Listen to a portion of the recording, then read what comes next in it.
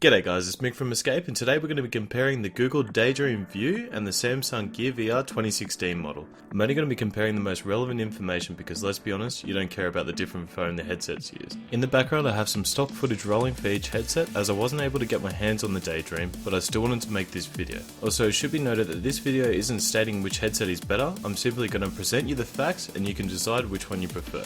So firstly, we've got the physical form and the materials of the headsets. The Google Daydream headset is mostly made out of fabric, which is aimed to mimic clothes that you would wear, making the headset look more natural. There are only 3 different types of colours you can get: slate, snow and crimson, which is pretty much grey, white and red. The Gear VR, however, is entirely made out of plastic and only comes in one colour, black. The Daydream seems much smaller than the Gear VR, I'd say about 30%, but unfortunately Google hasn't released any specifications of the Daydream yet, so it's hard to say without having both devices in my hands. Next up we have user interaction. The Daydream uses a controller called the Daydream Wand, which allows you to interact with games and apps. This controller has various buttons such as home, back and volume, whilst also hosting a touchpad. The Daydream Wand allows for unique experiences such as baseball and golfing, kinda like what the Wii offered with the Wii Mode. It should be noted that the Daydream can't function without the controller, as there aren't any external buttons on the headset itself. The Gear VR has a multi-directional touchpad along with external buttons such as home, back and volume control.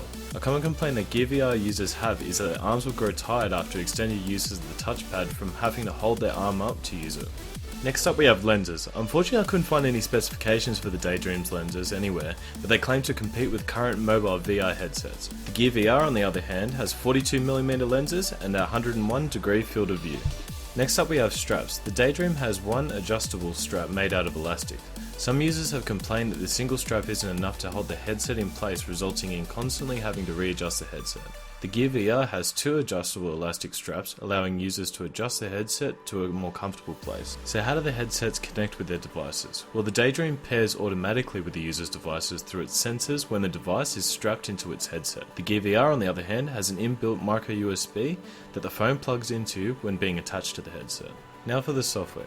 Daydream is Android based, same as the Gear VR, but instead uses an app called the Daydream Home Portal, where users can access their games and experiences. The Gear VR uses the Oculus Store, which functions fairly similar to the Daydream's Home Portal, as a place to access downloaded experiences and games. So what phones are currently compatible with the headsets? Well, currently, Daydream only supports the Google Pixel and the Google Pixel XL. But Google have stated that their goal is to make as many compatible smartphones as possible. The Gear VR, however, currently supports only Samsung devices, ranging from the newest Samsung Galaxy S7 down to the Note 5. And finally, the price. The Daydream launched at $90 whereas the Gear VR 2016 model is currently $120.